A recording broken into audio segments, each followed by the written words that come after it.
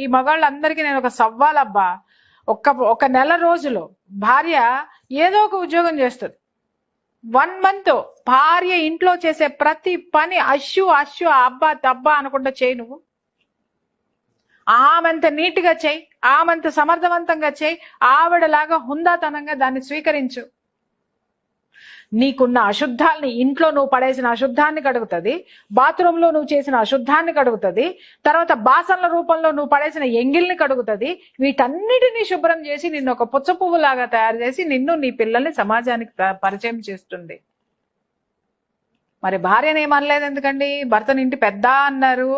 ఆ పెద్దరికాన్ని ఒప్పుకున్నటువంటి గొప్పతనం భార్యది. అవును, అది గుర్తించాలి ఇక్కడ.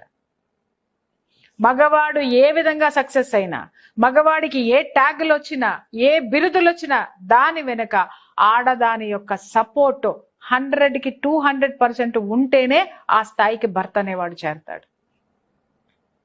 అర్థమైందా? ఇక్కడ చాలా మంది కింద కామెంట్లు పెడతా ఉంటారు, అబ్బో భార్యలండి, మరి భార్యలకు కూడా భర్తలు చేస్తున్నారు కదా, ఈ సాధిస్తున్నారు కదా, సంపాదిస్తున్నారు కదా అని.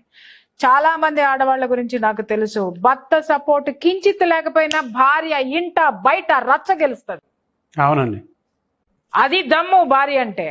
భార్యకు ఉన్నటువంటి దమ్ము, స్త్రీకి ఉన్నటువంటి శక్తి, ఆడదానికి ఉన్న